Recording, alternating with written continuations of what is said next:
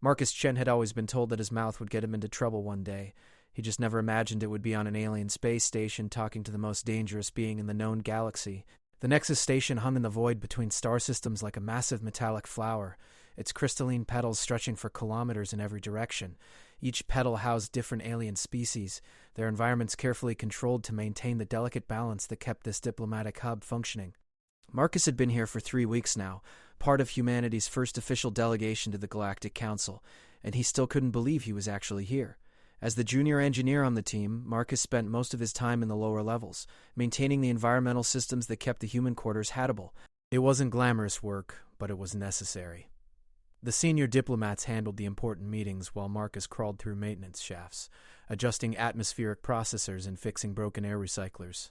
That's how he first saw her.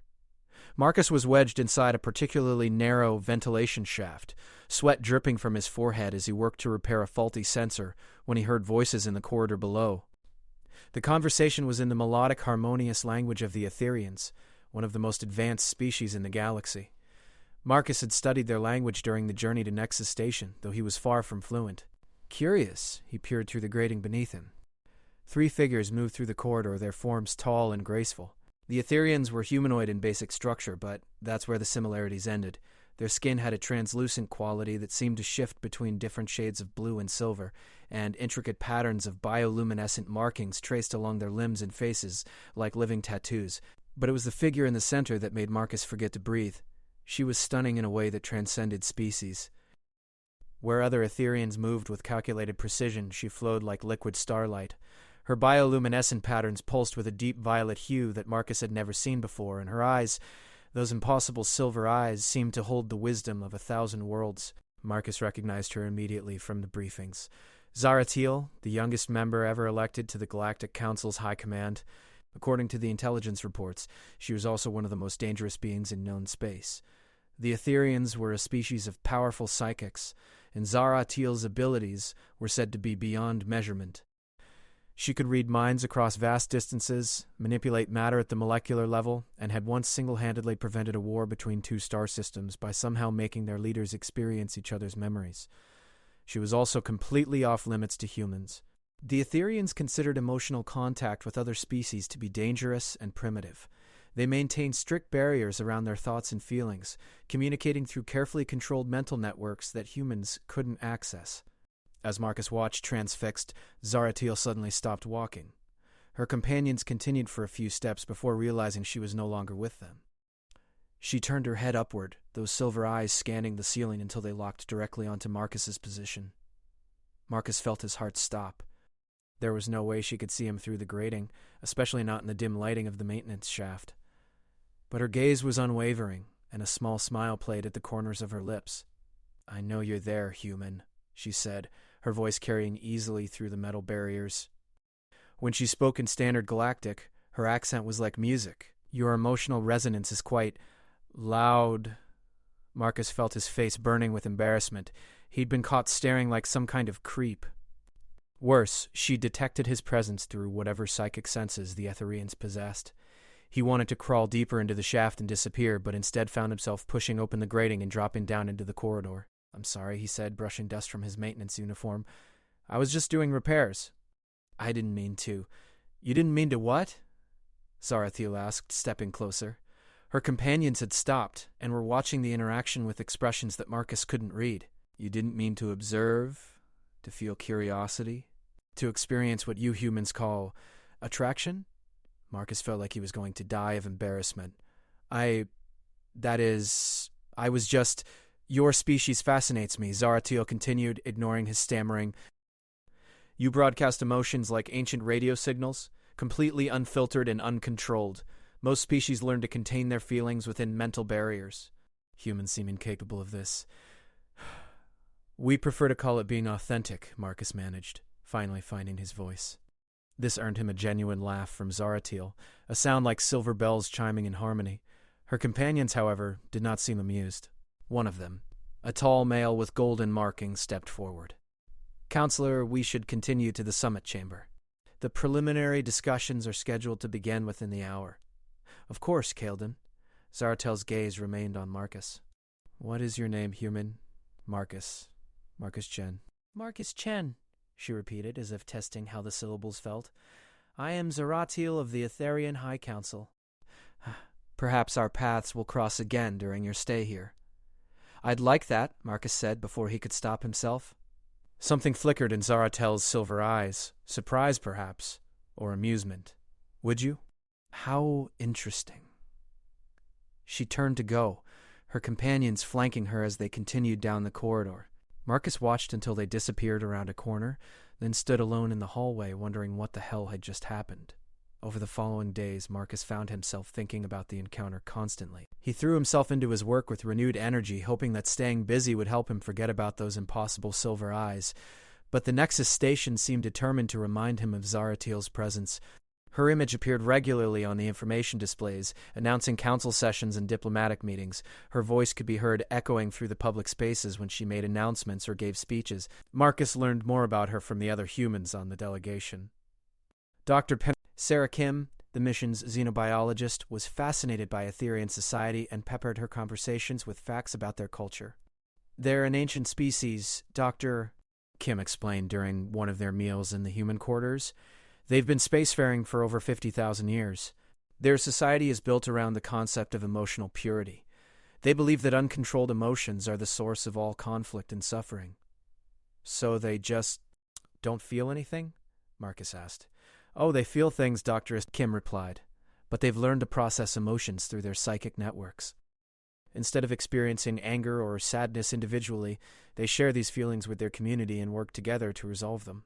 It's incredibly efficient. Sounds cold, Marcus muttered. Kim shrugged. Different species, different solutions. The Etherians have had peace for over 20,000 years. No wars, no conflicts, no emotional turmoil. From their perspective, we humans must seem like walking disasters. That evening, Marcus was working alone in one of the deeper maintenance levels when he heard footsteps in the corridor outside. He was replacing a failed power coupling in one of the backup systems, a job that required him to work partially inside the access panel. When he heard someone approaching, he assumed it was one of his colleagues. Hand me the molecular wrench from the toolkit, he called out without looking up. This coupling is fused solid. I'm afraid I don't know what a molecular wrench is, came the unmistakable voice of Zaratil. Marcus jerked in surprise, banging his head against the top of the access panel. He extracted himself quickly, rubbing his skull and trying to process what was happening. Zaratil stood in the corridor, no longer wearing the formal robes of a council member. Instead, she was dressed in simple fitted clothing that somehow made her even more breathtaking. What are you doing here? Marcus asked, then immediately winced at how rude that sounded. I mean, this area is restricted to maintenance personnel. I have clearance to access any part of this station, Zaratil replied, with that same mysterious smile. But you're right to be curious about my presence here. I came to find you specifically. Why? Zaratil stepped closer, her bioluminescent patterns pulsing with that unique violet hue. Because you interest me, Marcus Chen. In 3 days of council sessions, I have listened to human diplomats speak about trade agreements and territorial boundaries. They discuss resources and strategic alliances. But you, when I touched your mind briefly in that corridor, I sensed something different. I don't understand. Your emotions are pure, she said, seeming to search for the right words, unfiltered and immediate. When you saw me, you felt attraction, yes, but also wonder, curiosity, a desire to understand rather than to possess or control. It's been a very long time since I encountered that combination. Marcus felt that familiar burning in his cheeks. You can read my mind? Not exactly. I can sense emotional resonance, but your specific thoughts remain your own unless you choose to share them. It's one of the reasons your species is so fascinating to us. Most beings we can read completely, but humans... She paused, tilting her head slightly. Humans have a natural resistance to psychic intrusion. Your emotions are loud, but your thoughts remain remarkably private. Is that why you're here? To study the weird human? Zaratel's expression grew serious. I'm here because in over 2 centuries of life, I have never experienced genuine curiosity about another being. The Etherian way is to understand, to analyze, to categorize, but you make me want to explore. There was something in the way she said that word that made Marcus's breath catch. Explore? Yes. She stepped even closer, close enough that Marcus could see the intricate patterns of light dancing beneath her skin. Your people have a concept that we find both terrifying and compelling. You call it falling in love. Marcus's heart was pounding so hard he was sure she could hear it. That's not something you can study like a scientific phenomenon. No, Zaratiel agreed. It's something that must be experienced. But for an Etherian to experience uncontrolled emotion, she shook her head. It would be the end of everything I am, everything I've been trained to be. Maybe, Marcus said, surprising himself with his boldness, that wouldn't be such a bad thing. Zaratiel stared at him for a long moment, her silver eyes wide with something that might have been shock. You would suggest that I abandon centuries of conditioning? That I risk losing my connection to my people, my position on the council, everything I've worked for? I'm not suggesting anything, Marcus replied. I'm just saying that sometimes the most important things in life are the ones we're afraid to try, and if I told you that even attempting such a thing could be dangerous, that the psychic backlash could damage both of us permanently, Marcus considered this. He thought about his boring life back on Earth, his failed relationships, his dead-end job maintaining atmospheric processors on mining stations. He thought about the incredible being standing before him, offering him a chance at something extraordinary. Then I guess, he said quietly, we'd better make sure it's worth the risk. Something shifted in Zaratiel's expression. The careful control that seemed to be her default state wavered slightly, and for just a moment Marcus caught a glimpse of someone younger, more uncertain, more human than he would have thought possible. You truly mean that, she said. It wasn't a question. Yes. Despite the dangers? Despite the fact that such a thing has never been attempted between our species? Yes. Even though you know almost nothing about me beyond what you've learned from your briefings, Marcus smiled. Especially because of that. Getting to know someone should be an adventure, not a briefing. Zaratiel was quiet for a long time, her bioluminescent pattern shifting from violet to a deep, pulsing blue. When she finally spoke, her voice was softer than he'd ever heard it. My people would say you're being foolish, reckless, emotionally compromised. Probably, they would be right. Probably. And yet, she reached out slowly, her fingers stopping just short of touching his face. I find myself wanting to discover what it feels like to be foolish. The air between them seemed to crackle with possibility. Marcus could feel his heart racing, could see the uncertainty and desire warring in her silver eyes. This was the moment, he realized. The moment that would either begin something extraordinary or end in disaster. Zaratiel, he said quietly. Yes? Marcus took a deep breath, gathering every ounce of courage he possessed. This was insane. This was dangerous. This was potentially catastrophic for both of them. If I kissed you, he asked, what would you do? The question hung in the air between them like a live wire. Zaratiel's eyes widened, her bioluminescent patterns flaring brightly before dimming to almost nothing. For a moment that felt like eternity, she simply stared at him. Then, slowly, a smile unlike any he'd ever seen spread across her face. The silence stretched between them like a held breath. Marcus could hear his own heartbeat thundering in his ears, could see the way Zaratiel's bioluminescent patterns had shifted to something he'd never seen before, a swirling mix of violet and gold that seemed to pulse in rhythm with his own pulse. If you kissed me, she said slowly, her voice barely above a whisper, I would kiss you back. The words hit Marcus like a physical force. He had expected rejection, analysis, perhaps even anger at his presumption. But this simple statement, delivered with such quiet certainty, left him completely unprepared. But, Zaratiel continued, her silver eyes never leaving his, you should understand what that would mean. For both of us. What do you mean? She turned away slightly, her hands clasping behind her back in what Marcus was beginning to recognize as a gesture she made when thinking deeply. Among my people, physical contact is significant. We communicate primarily through psychic networks, sharing thoughts and emotions in carefully controlled exchanges. Physical touch bypasses all of those controls. It creates a direct neural link. Marcus felt a chill run down his spine. What kind of link? The kind that would allow you to feel everything I feel. And me to feel everything you feel. Without filters, without barriers, without the protective mechanisms my people have developed over millennia. She looked back at him. Do you understand what I'm saying? A kiss between us would not be the simple expression of affection it might be between two humans. It would be profound, possibly irreversible. Marcus struggled to process this information. You mean we'd be linked permanently? I don't know, Zaratiel admitted. It's never been attempted. The closest analogy in your culture might be soulmates, The concept of two beings becoming so connected that they can no longer exist separately? That sounds, Marcus paused, trying to find the right words, terrifying and amazing at the same time. Yes, Zarathiel said simply. Those are precisely the emotions I'm experiencing right now. They stood in the maintenance corridor, the hum of the station's systems providing a backdrop to their conversation. Marcus could see the conflict playing out across Zarathiel's features, duty warring with curiosity, training fighting against desire. There's something else, she said after a moment. Something you need to know about why this matters beyond just the two of us. Marcus waited. The council session tomorrow. Do you know what we're discussing? The trade agreements? I heard the diplomats talking about resource sharing and territorial boundaries. Zarathiel shook her head. Those are the public sessions. Tomorrow, the council will be voting on something far more significant. A proposal to classify humanity as a chaotic influence and restrict your species to your home system. The words hit Marcus like a punch to the gut. What? Why? Because we're afraid of you, Zarathiel said bluntly. Not your weapons or your technology. Those are primitive compared to most council species. We're afraid of your emotions. Your unpredictability. Your capacity for both love and violence, often simultaneously. That doesn't sound like grounds for imprisonment, doesn't it? Zarathiel's patterns flickered with what might have been sadness. 3 species on the council have precognitive abilities.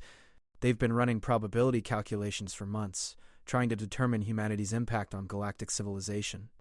The results are disturbing. Marcus leaned against the wall, trying to absorb this information. What kind of results? In 67% of projected timelines, human integration leads to massive social upheaval across multiple species. Your capacity for emotional connection is seen as a virus that could destabilize the careful balance we've maintained for thousands of years. And in the other 33%, Zarathiel's smile was sad and beautiful. In the other 30%, humanity becomes the catalyst for the greatest period of growth and discovery in galactic history. Your emotions, your capacity for love, sacrifice, creativity born from passion, these things transform us all into something better than we ever imagined possible. So which is it?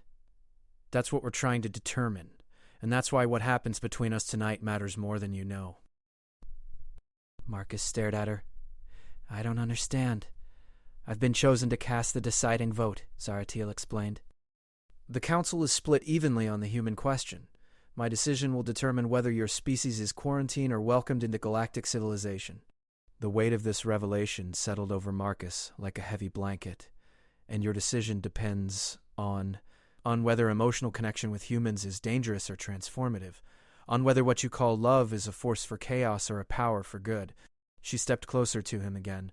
I need to know, Marcus, not through analysis or probability calculations, but through direct experience.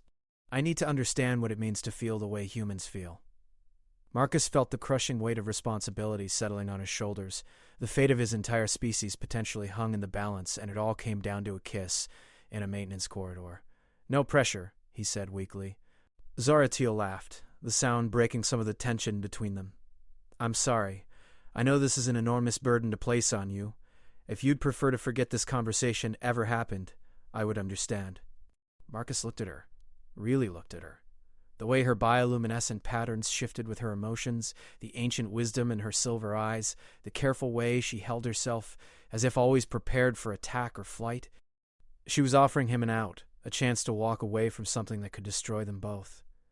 But she was also offering him the chance to save his species. More than that, she was offering him the chance to discover something that had never existed before in the known galaxy. A connection between species so different that it shouldn't be possible, yet so profound that it could change everything. What if I told you, Marcus said carefully, that I wasn't thinking about humanity right now? What if I told you that I was thinking about you? About the way you look when you're trying not to smile? About how your voice changes when you're uncertain about something? About the fact that the most powerful being I've ever met is standing in a maintenance corridor asking me to help her understand what it means to be human? Zarathiel's patterns flared brightly. I would say that's exactly the kind of thinking that makes your species so dangerous and so compelling. Then let me ask you something, Marcus said. Forget about the council vote. Forget about the fate of humanity. Forget about everything except this moment, right here, right now. Do you want to kiss me? For the first time since he'd met her, Zaratil looked uncertain. Her careful composure cracked slightly, revealing something vulnerable underneath. "Yes," she whispered. "More than I've ever wanted anything in 2 centuries of existence. Then that's all that matters." Marcus stepped closer, slowly raising his hand toward her face. Zaratil didn't pull away, but he could see the tension in her body, the way her patterns flickered between violet and gold with increasing intensity. "Are you sure about this?" he asked, his fingers stopping just short of her cheek. "No," she said honestly. "I'm terrified. This goes against everything I've been taught, everything I believe about emotional control and psychic safety." "We can stop," Marcus offered, "right now, before anything happens." "We could," Zaratil agreed. "It would be the safe choice, the rational choice, the choice that wouldn't risk everything we are and everything we might become. But," her smile was radiant, "but I've spent 2 centuries making safe choices, and I'm tired of being safe." She closed the distance between them, her hand coming up to rest against his chest. Marcus could feel the warmth of her touch through his maintenance uniform, could see the way her patterns were shifting into something entirely new, a brilliant cascade of colors he had no name for. "Marcus," she said softly. "Yeah? When this happens, when we cross this line, there's no going back. Whatever we become, whoever we are afterward, will be something new, something that has never existed before in the history of the galaxy." Marcus nodded, understanding the gravity of what she was saying. "Are you ready for that?" "I think," Zaratil said, her fingers tracing a gentle pattern across his chest, "that ready isn't the right word. I think the right word is eager. Eager to discover what we might become together. Eager to feel what you feel. Eager to show you what it's like to experience the universe through Etherean senses." Her silver eyes sparkled with something that might have been mischief. "Eager to find out if human passion really is as powerful as your reputation suggests." Marcus laughed, some of his nervousness fading. "I promise to do my best not to disappoint." "You couldn't," Zaratil said seriously. "Do you know what I sense when I touch your mind, Marcus? Not just attraction or desire, though those are present.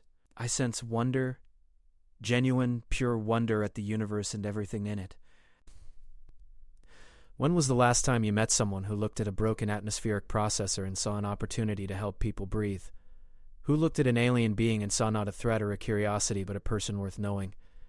"You see all that?" "I see all of it," she confirmed, "and it's beautiful. Your people think emotions make you weak, but they're wrong.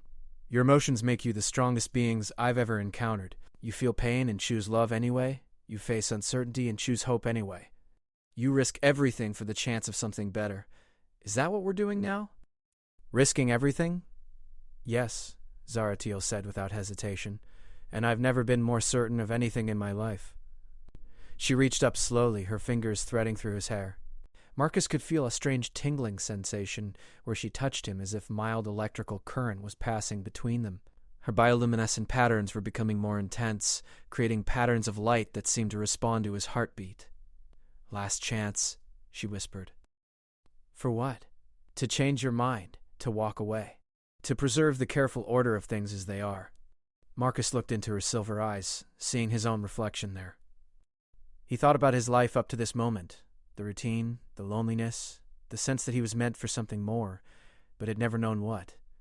He thought about humanity's future hanging in the balance, about the choice between safety and possibility. Most of all, he thought about the incredible being in front of him, offering to share something that had never been shared before. "I don't want to preserve the order of things," he said quietly. "I want to change them." Zaratil's smile was like sunrise over an alien world, beautiful and full of promise. "Then let's change them together." She pulled his face down toward hers, her lips parting slightly as they drew closer. Marcus could feel the heat radiating from her skin, could see the way her patterns were shifting into something that looked almost like anticipation given physical form. The moment their lips touched, the universe exploded. Marcus felt a surge of sensation unlike anything he'd ever experienced. It wasn't just the physical contact, though. Her lips were impossibly soft and warm. It was as if every nerve in his body had suddenly become hypersensitive, as if he could feel not just his own sensations, but hers as well. Through the connection, he felt her surprise at the intensity of human physical sensation. Ethereans experience touch differently, more subtly, more intellectually. The raw, immediate pleasure of the kiss was overwhelming for her, and through their link he experienced her amazement and wonder. But more than the physical sensations, he felt her mind touching his. Not reading his thoughts exactly, but experiencing his emotions directly. She felt his attraction to her, yes, but also his genuine affection, his fascination with her intelligence and strength, his desire not just to possess but to understand and appreciate. And in return, he felt her feelings washing over him. Centuries of careful emotional control suddenly laid bare. He felt her loneliness, the isolation that came from always being the youngest, the most powerful, the most watched member of her society. He felt her hunger for genuine connection, her exhaustion with the endless political games and careful neutrality of council life. Most powerfully, he felt her wonder at him. Through her perception, he experienced himself as she saw him. Not the awkward maintenance worker he thought he was, but someone brave enough to speak honestly, kind enough to care about atmospheric processors because people needed to breathe, bold enough to risk everything for a chance at connection. The kiss deepened, and with it their link intensified. Marcus could feel Zaratel's Etherean abilities awakening in response to their connection. Through her enhanced senses, he experienced the station around them in ways he'd never imagined. He could feel the life force of every being within kilometers, could sense the complex energy flows that kept the massive structure functioning, could perceive dimensions of reality that human senses couldn't detect. But even more extraordinary was what was happening to their combined consciousness, where before there had been Marcus and Zaratil as separate beings, now there was something new, not a merging that erased their individuality, but a harmony that enhanced them both. Through Marcus, Zaratil experienced human emotion in its raw, unfiltered form. She felt his passion, his spontaneity, his willingness to act on instinct and trust in possibilities. Through Zaratil, Marcus experienced the vast cosmic perspective of an ancient species, the ability to see patterns across time and space, to understand the deep connections between all things. They broke apart, both gasping. Zaratil's bioluminescent patterns were now cycling through colors Marcus had never seen before, creating a light show that was both beautiful and somehow intimate. Her silver eyes were wide with amazement. "That was," she began, then stopped, shaking her head. "There are no words in any language I know." Marcus nodded, still feeling the echo of their connection. "Are you okay? I mean, did it hurt or hurt?" Zaratil laughed, the sound rich with joy and wonder. "Marcus, I've lived for over 200 years, and I've never felt so alive. Is that what it's like to be human? To feel everything so intensely?" "Pretty much," Marcus said, grinning. "Gets exhausting sometimes." "I can imagine." She reached up to touch his face, and Marcus could feel the lingering traces of their psychic connection sparking at the contact. "But it's also extraordinary. The way you experience color, sound, touch, everything is so immediate, so present. And your emotions," she shook her head in amazement, "they're like forces of nature. No wonder my people are afraid." "Are you afraid?" Zaratil considered this seriously. "I should be. What we just shared, it's changed both of us permanently. I can still feel you, Marcus. In my mind, in my soul, whatever you want to call it. We're connected now in a way that has never existed between our species. Do you regret it?" "Never," she said firmly. "But I do understand now why this could be seen as dangerous. The connection between us. It's not something that can be controlled or contained. It simply is." Marcus felt a cold weight settling in his stomach. "The council vote. Yes." Zaratel's expression grew thoughtful.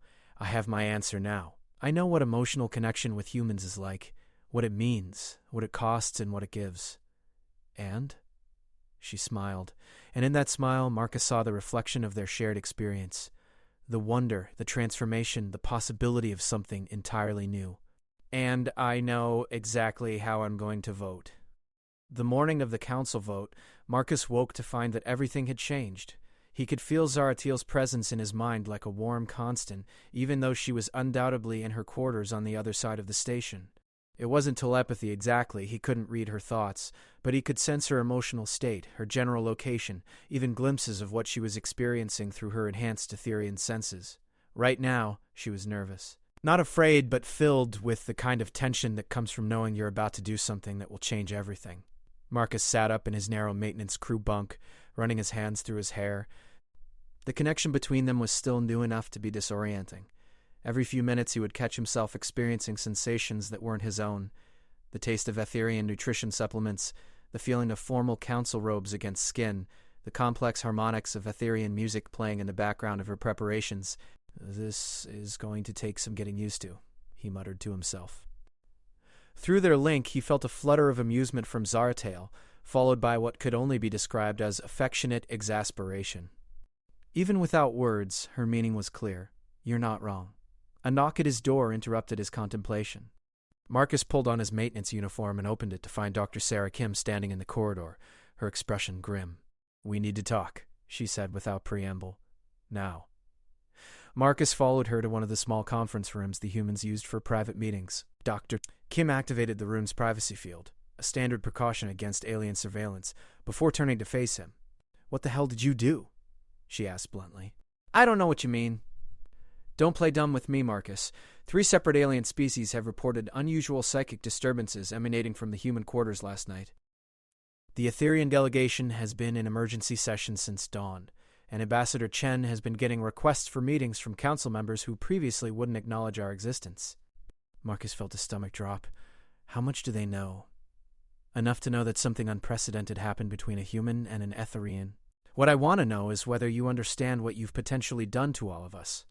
"Kim, do you know what the Vorthan Empire does to species that they consider psychically dangerous?" she interrupted. "They sterilize entire star systems. Preemptive strikes against potential threats.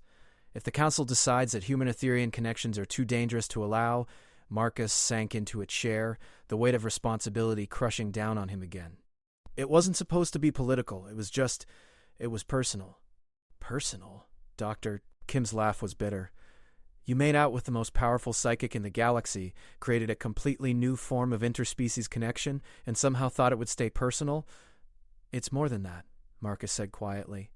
"What happened between us, it's not something that can be undone or replicated easily. It required specific circumstances." "What kind of circumstances?" Marcus struggled to find words for something that had been pure experience.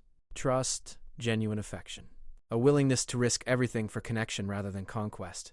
It's not like anyone could just walk up to an Etherian and force this to happen." Dr. Kim studied his face carefully. "You're different. I can see it. There's something in your eyes that wasn't there yesterday." "I can feel her," Marcus admitted. "Zaratail. Even now, I know she's in the council chambers preparing for the session. I can sense her emotional state, her general thoughts and feelings. It's like having a part of yourself that exists in another person. And she can feel you the same way?" "Yes." Dr. Kim was quiet for a long moment. "That's either the most beautiful thing I've ever heard, or the most terrifying. Why can't it be both?" Before Dr. Kim could answer, the room's communication system activated. Ambassador Chen's voice filled the space, tight with tension. "All human personnel report to the main conference room immediately." "We have a situation. Marcus and Dr. Kim exchanged glances before hurrying through the station corridors. The human delegation was small, only 12 people in total, so the conference room felt crowded when everyone gathered. Ambassador Chen stood at the head of the table, his usually composed expression showing cracks of strain. "Ladies and gentlemen," he began, "I've just received word from the Galactic Council that today's session has been moved up by 6 hours. The vote on humanity's status will take place in 2 hours, not 8 as originally scheduled." Murmurs of concern rippled through the room. Dr. Kim spoke up first. "Why the change?" "Because," Ambassador Chen said grimly, "there's been what they're calling a psychic event involving human and Etherian consciousness. The Council has decided that immediate action is necessary to prevent further incidents." Marcus felt every eye in the room turn toward him. He could sense Zaratail's sudden spike of concern through their connection, followed by a steely determination that both reassured and worried him. "Chen," the ambassador continued, his gaze fixed on Marcus, "I understand you had contact with Counselor Zaratail last night." "It wasn't really a question." Marcus nodded. "Would you care to explain what happened?" Marcus looked around the room at his colleagues, scientists, diplomats, engineers who had worked for years to make this first contact possible. Their futures, the future of humanity itself, might well depend on what he said next. "We talked," he said simply. "We connected. In a way that's never happened between our species before." "Connected how?" Ambassador Chen pressed. Marcus felt Zaratail's presence in his mind, a warm, steady comfort. Through their link, he sensed her approval of his honesty. "We kissed," he said, "and when we did, something happened. A psychic link formed between us. We can sense each other's emotions, general thoughts, physical sensations to some extent. The silence in the room was deafening. Jesus Christ, someone whispered. Ambassador Chen rubbed his temples. Do you understand what this means? The implications for human-alien relations? The potential for misunderstanding, exploitation, political manipulation? I understand that it means two people cared enough about each other to risk everything for a chance at connection, Marcus replied, and I understand that what we shared was real and honest and beautiful. If that's dangerous to galactic politics, maybe the problem isn't with what we did. Dr. Kim leaned forward. Marcus, what you're describing, it could be seen as a form of invasion. Unwanted psychic contact has been used as a weapon by several species throughout galactic history. It wasn't unwanted, Marcus said firmly. It was completely mutual, and it's not something that could be forced or weaponized. It required genuine emotional connection, trust, willingness from both parties. You're sure about that? Ambassador Chen asked. Marcus paused, thinking about the experience. Through his link with Zaratiel, he could sense her own certainty on this point. I'm sure. What we share now, it's not mind control or mental invasion. It's more like being able to sense the emotional weather in someone else's life. I can tell she's concerned right now, but I can't read her specific thoughts or control her actions. It enhances connection, but it doesn't eliminate free will. And if the Council doesn't see it that way, Marcus felt a chill through the link as Zaratiel suddenly experienced a spike of anger. Not at him, he realized, but at something happening in the Council chambers. We'll find out soon enough, he said grimly. The next hour passed in tense preparation. Ambassador Chen and his team worked frantically to prepare arguments for humanity's case, while Marcus found himself increasingly distracted by the emotional turbulence he was sensing from Zaratiel. Something was happening in the pre-session meetings that had her deeply concerned. Finally, the call came for all delegations to report to the main council chamber. Marcus, as a junior member of the technical staff, wouldn't normally be allowed in the observation gallery, but Ambassador Chen had specifically requested his presence, recognizing that he might be the only human who could provide insight into Etherian intentions. The council chamber was a vast spherical space at the heart of Nexus Station, its walls lined with seats and platforms designed to accommodate dozens of different alien physiologies. The central speaking area was surrounded by a complex array of translation devices and psychic amplifiers that allowed the various species to communicate despite their radically different methods of cognition. Marcus took his place in the human observation section and immediately spotted Zaratiel in the Etherian delegation area. Even at this distance, he could feel their connection strengthening as they came into visual range of each other. Her bioluminescent patterns were subdued, controlled, but through their link he could sense the storm of emotions beneath her composed exterior. The session began with the usual formal protocols: acknowledgments of territory, statements of peaceful intent, ritual exchanges in ancient galactic languages. But Marcus could feel the tension in the chamber. This wasn't going to be a routine diplomatic session. Finally, the council speaker, a massive crystalline being whose species Marcus didn't recognize, called the session to order. We gather today to address an unprecedented situation, the speaker announced, its voice translated into a dozen languages simultaneously. The question of human integration into galactic civilization has taken on new urgency due to recent events involving psychic contact between human and Etherian consciousness. Marcus felt a ripple of reaction through the chamber. Several alien species began communicating among themselves in rapid, high-pitched exchanges that the translation systems couldn't keep up with. Counselor Zaratiel of the Etherian High Council has requested permission to address the chamber before the scheduled vote, the speaker continued. This request is unusual but will be granted given the significance of recent developments. Marcus watched as Zaratiel rose from her position and moved to the central speaking platform. Through their connection, he could feel her nervousness but also her absolute determination to see this through. Honored counselors, she began, her voice carrying clearly through the chamber's acoustics. I stand before you today not just as a representative of the Etherian High Council, but as someone who has experienced something unprecedented in galactic history. I have formed a psychic bond with a human being. The reaction was immediate and intense. Several delegations erupted in urgent discussion, while others sat in stunned silence. Marcus could see the human delegation tensing in their seats. I know, Zaratiel continued, her voice remaining steady despite the chaos, that this revelation will be disturbing to many of you. The Etherians have long been advocates for careful emotional control and psychic discipline. What I have done appears to violate every principle my people have taught for millennia. She paused, her silver eyes scanning the chamber before settling briefly on Marcus. Through their link, he felt a surge of love and determination that took his breath away. But I am here to tell you that everything we thought we knew about emotional connection was wrong. The chamber fell silent. For thousands of years, we have treated emotions as dangerous forces to be contained, controlled, channeled through careful networks and ancient protocols. We have built our civilizations on the principle that feeling deeply is dangerous, that passion leads to chaos, that love is a luxury we cannot afford in a galaxy filled with potential conflict. Zaratel's bioluminescent patterns began to shift, taking on the brilliant violet and gold that Marcus now recognized as uniquely theirs. We were afraid, she continued, because we had never experienced what true emotional connection could accomplish. Through my bond with the human Marcus Chen, I have discovered that love is not a weakness that makes beings vulnerable to chaos. It is a strength that makes beings willing to transcend their limitations. Marcus felt tears pricking his eyes as he sensed the depth of conviction behind her words. The human species does not represent a threat to galactic civilization, Zaratil declared. They represent an evolution of it. Their capacity for genuine emotional connection, their willingness to risk everything for love, their ability to find hope in the darkest circumstances, these are not flaws to be contained. They are gifts to be celebrated. The Vorthan delegate stood abruptly, its mechanical translator crackling with hostility. The Etherian speaks of love as if it were a force for order rather than chaos, but we have seen the destruction that uncontrolled emotion can bring. Passion leads to conflict. Attachment leads to war. The humans must be contained before they destabilize everything we have built. Other voices joined the Vorthan's protests, but Zaratil raised her hand for silence.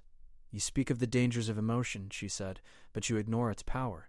Yes, humans are capable of violence when those they love are threatened, but they are also capable of sacrifice, creativity, and growth that puts the rest of us to shame. Through my connection with Marcus, I have experienced human consciousness directly. I have felt their capacity for wonder, their drive to explore and understand, their willingness to risk everything for the chance to build something better. The chamber was riveted now, hanging on every word. More importantly, Zaratil continued, I have felt what we become when we allow ourselves to truly connect with them. The bond between Marcus and myself has not diminished either of us. It has enhanced us both. Through him, I have discovered reserves of courage and compassion I never knew I possessed. Through me, he has gained access to perceptions and abilities that no human has ever experienced. She turned to look directly at the human delegation.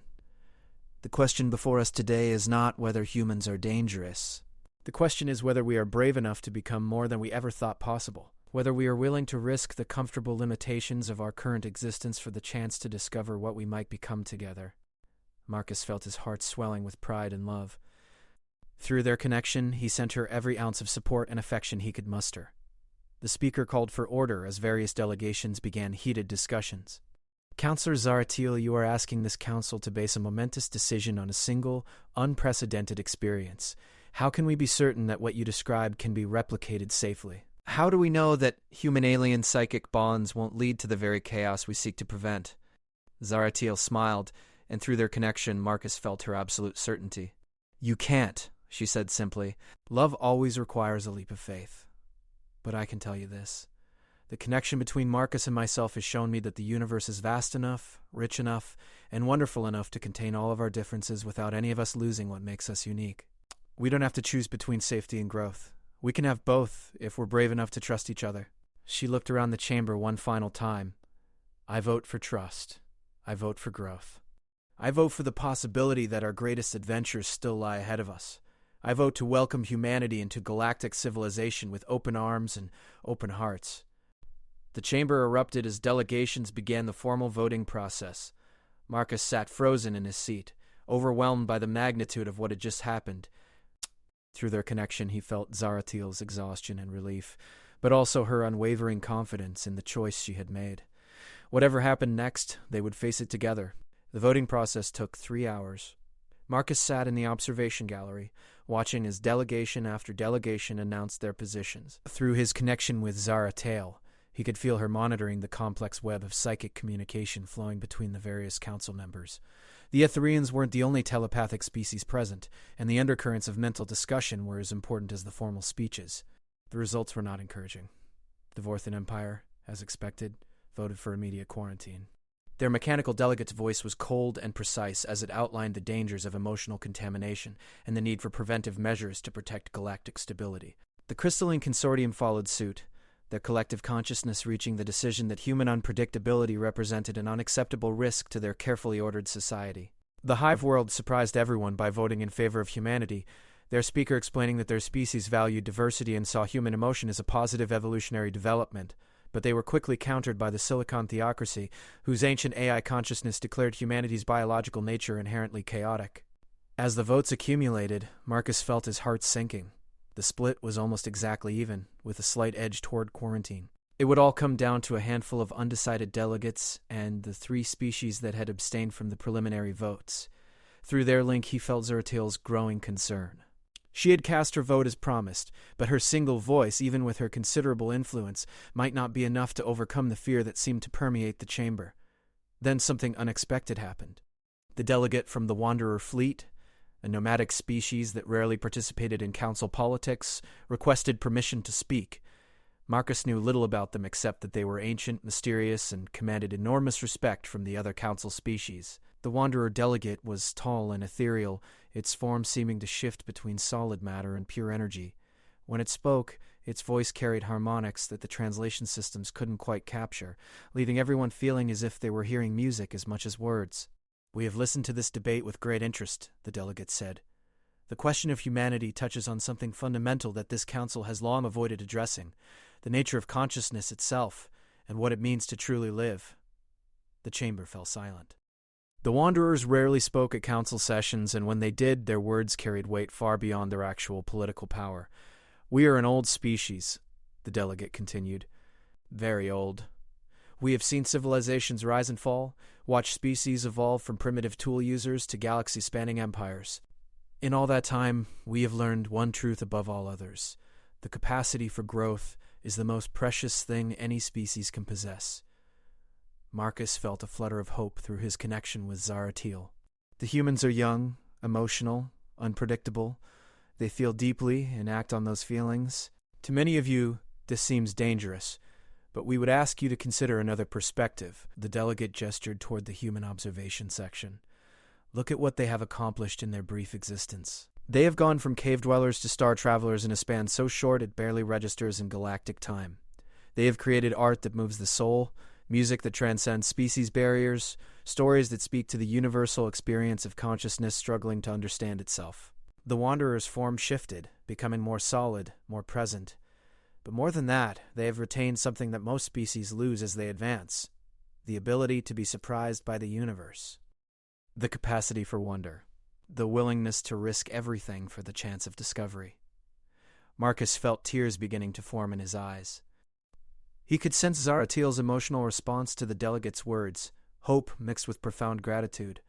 The bond between the human Marcus Chen and the Etherian Zaratil represents something unprecedented, the Wanderer continued. Not because it is impossible, but because no two beings have ever been brave enough to attempt it. They have shown us that the barriers between species are not as absolute as we'd believed. That consciousness can bridge gaps we thought unbridgeable. The delegate turned to face the council directly. "You fear human emotion. You fear their unpredictability. You fear that their capacity for love will somehow diminish your own carefully constructed societies. But we would suggest that your fear itself is the greater danger." A murmur ran through the chamber, but the Wanderer continued without pause. "When we stop growing, when we stop risking, when we stop reaching for something greater than ourselves, that is when civilizations truly die. They may continue to exist, may maintain their technologies and their territories, but they lose the spark that makes existence meaningful." The delegate's form began to pulse with soft light.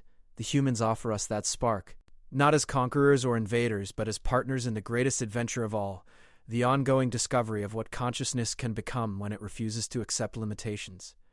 Marcus felt his heart racing. Through his connection with Zaratil, he sensed her amazement at the Wanderer's words, her growing hope that perhaps they had found an unexpected ally. "The Wanderer fleet votes to welcome humanity into galactic civilization," the delegate announced. "Furthermore, we offer to sponsor their integration process, to help them develop their abilities responsibly while preserving the emotional authenticity that makes them unique." The chamber erupted in discussion. The Wanderers were one of the most respected species in the galaxy. Their sponsorship would carry enormous weight with the undecided delegates. But the reaction wasn't uniformly positive. The Vorthan delegate rose angrily, its mechanical voice crackling with hostility. The Wanderers speak of growth and discovery, but they ignore the practical realities of governance. Emotion-driven species are inherently unstable.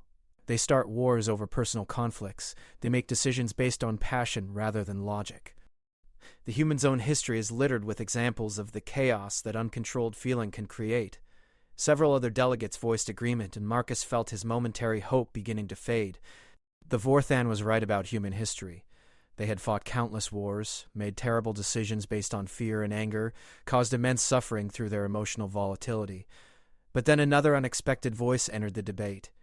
"The honored Vorthan delegate speaks of human history," came a new voice, "but perhaps we should examine it more carefully." Marcus turned to see who was speaking and felt shock run through him. It was Kaeldon, the golden-marked Etherian who had been with Zarathiel during their first encounter. Through his link, Marcus felt Zarathiel's surprise. This was completely unplanned.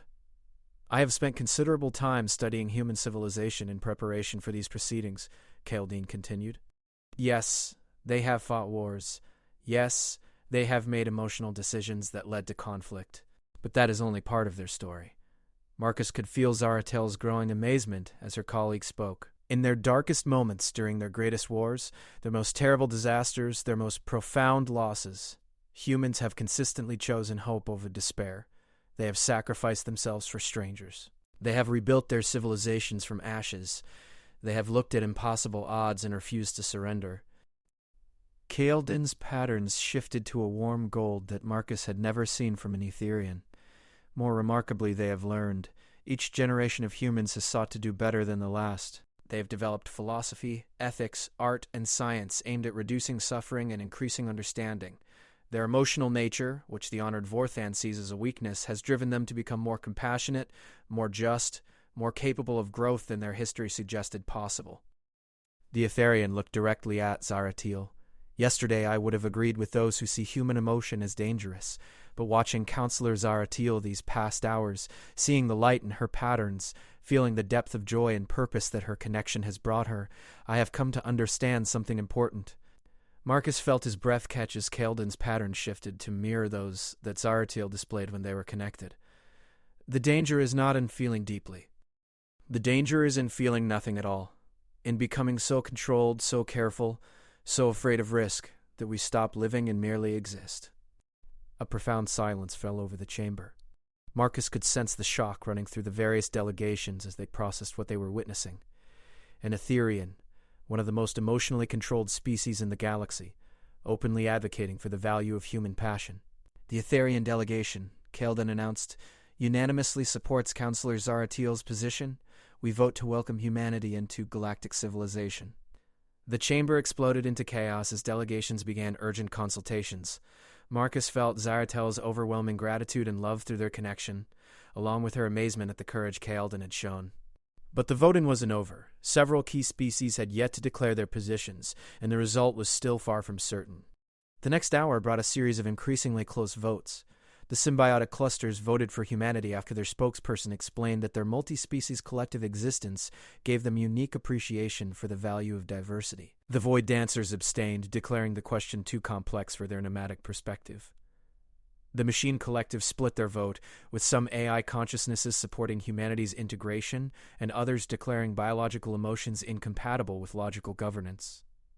As the final votes were tallied, Marcus found himself holding his breath. Through his connection with Zarathiel, he could feel her counting along with him, her own tension mounting as they approached the moment of truth. The speaker's crystalline form pulsed with official authority as it prepared to announce the results. "The final tally," it declared, "is 47 votes for integration, 47 votes for quarantine, and 6 abstentions." Marcus felt his heart stop. A tie. After everything, Zarathiel's speech, the Wanderer's support, Kaeldon's courage, they had achieved exactly nothing. "In accordance with Council protocols," the speaker continued, "a tied vote requires a secondary process. The matter will be referred to the High Arbiters for final determination." Marcus had heard of the High Arbiters but knew little about them. Through his connection, he felt Zarathiel's mixture of hope and concern. The Arbiters were ancient, powerful beings who served as the ultimate authority in Council disputes. Their decision would be final and binding, but the arbitration process could take months. And during that time, humanity would remain in limbo, not welcomed into galactic society, but not officially quarantined either. As the session was formally adjourned, Marcus felt a complex mix of emotions from Zaratel, relief that humanity hadn't been immediately quarantined, frustration at the lack of resolution, and something else, a growing determination that surprised him with its intensity. She was planning something that would change everything once again. As the various delegations began filing out of the chamber, Marcus caught sight of Zaratil making her way toward the human section. Through their connection, he felt her resolve crystallizing into a decision that would either save them all or destroy everything they had worked for.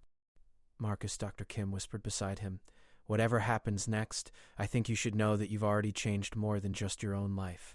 Marcus nodded, watching Zaratil approach. He could feel the weight of her decision through their bond, could sense the magnitude of what she was about to propose. Whatever came next, it would be bigger than a council vote. It would be a fundamental change in how the galaxy understood the nature of consciousness, connection, and what it truly meant to be alive. The real adventure was just beginning. Zaratil found Marcus in his quarters 3 hours after the council session ended. She arrived without announcement, walking through his door as if she belonged there, which in a sense she did. Through their connection, Marcus had felt her approaching long before she appeared. "We need to talk," she said simply, settling into the room's only chair with the fluid grace that never failed to mesmerize him. Marcus sat on his bunk, studying her face. Her bioluminescent patterns were cycling through configurations he had never seen before, complex geometries of light that spoke of deep thought and careful planning. "You're going to do something drastic," he said. It wasn't a question. He could feel the weight of her decision through their link, the careful balance between hope and desperation that drove her reasoning. "The arbitration process will take months," Zaratil replied. "During that time, humanity will remain in diplomatic limbo. No trade agreements, no cultural exchanges, no expansion beyond your home system. Your species will be effectively frozen in place while ancient beings debate your worthiness." Marcus nodded. "That's not ideal, but it's better than immediate quarantine." "Is it?" Zaratil's silver eyes fixed on his. "Marcus, through our connection, I can sense the frustration and fear of your people. Humanity is a species that grows through exploration, through contact with new ideas and experiences. Forcing you to remain isolated is a form of slow death. So what do you propose?"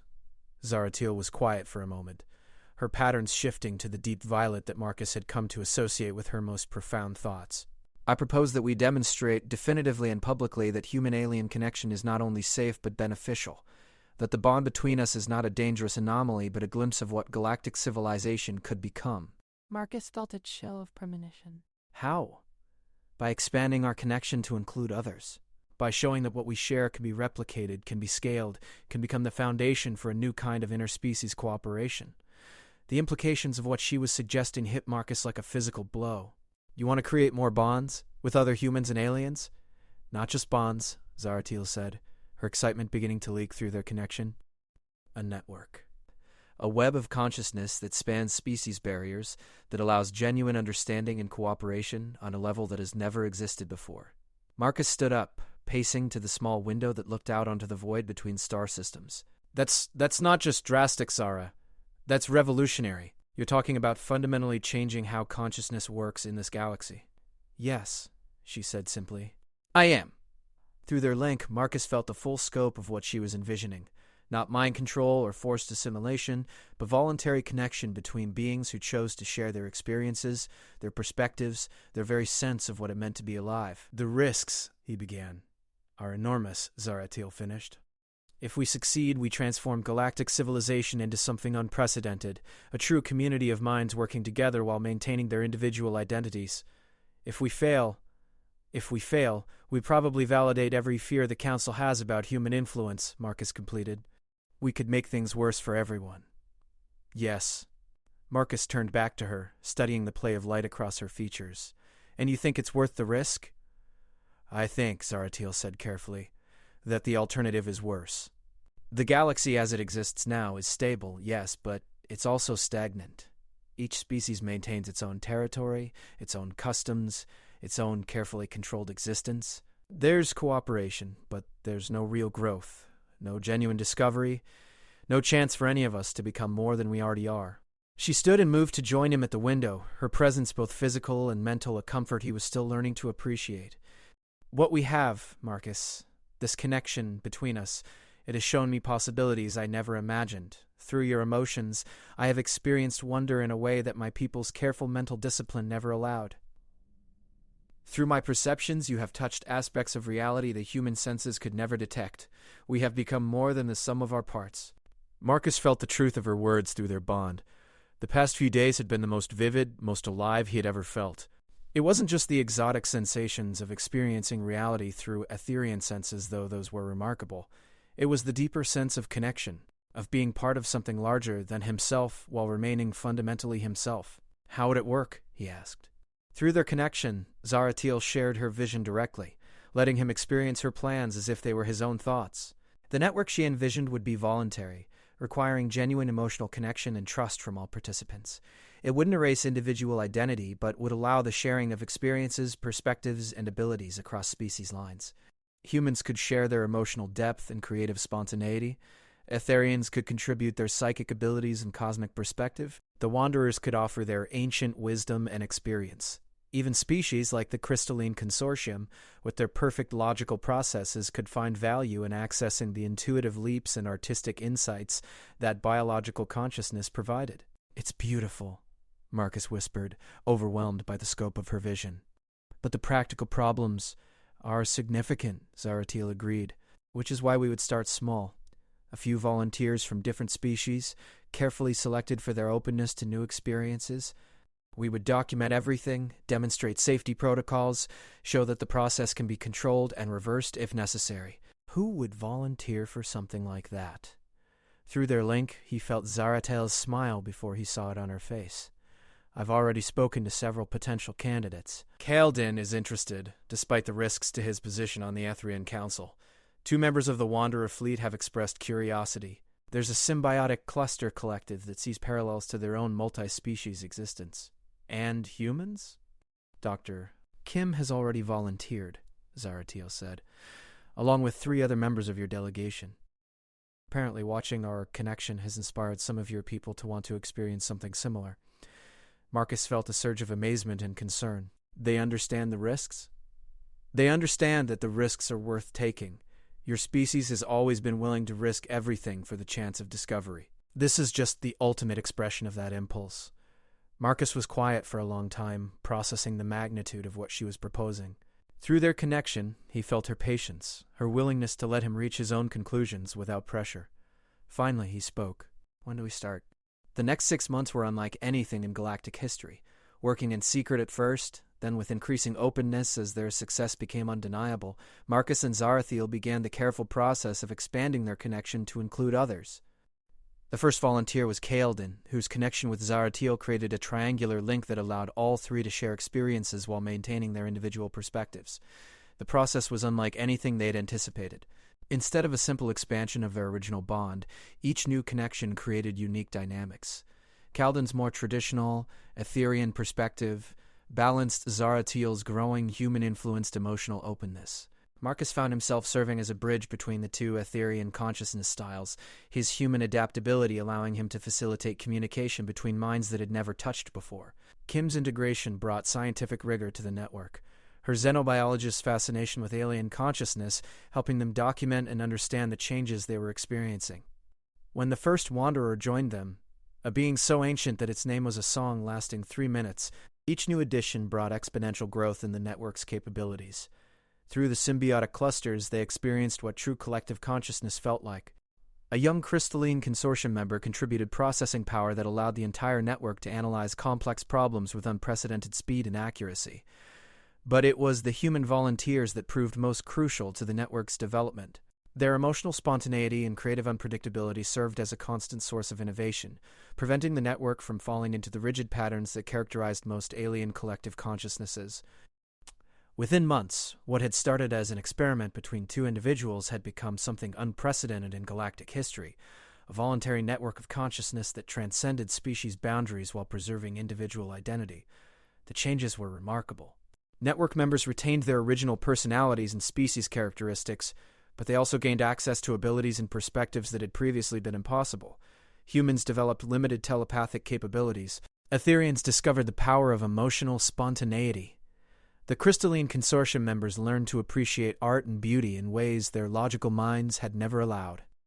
More importantly, the network began generating solutions to problems that had stymied galactic civilization for millennia. The combination of human creativity, Etherian psychic power, wanderer wisdom, and crystalline logic proved capable of insights that no single species could achieve alone. When news of the network's success reached the broader galactic community, the reaction was explosive. Some species demanded immediate dissolution of what they saw as a dangerous precedent. Others petitioned to join, seeing the network as the next stage of consciousness evolution. The High Arbiters, faced with a situation far beyond their original mandate, called for a new council session to address the fundamental changes taking place in galactic civilization. The session was unlike any in council history. Instead of species delegates speaking for their people, network members addressed the assembly as a unified consciousness while retaining their individual perspectives. Marcus found himself serving as one of the primary speakers, his role as the original human connection making him a symbol of the transformation that was sweeping through the galaxy. "Honored counselors," he said, looking out over the vast chamber filled with beings from 100 worlds. 6 months ago, you asked whether humanity could safely be integrated into galactic civilization. Today, I stand before you not just as a human, but as a member of something that has never existed before, a truly universal consciousness. Through the network, Marcus felt the support and shared confidence of his connected companions. Zaratel's love and certainty, Kaldin's growing appreciation for emotional authenticity, Dr. Kim's scientific excitement, the Wanderer's ancient patience, and dozens of other perspectives that had become part of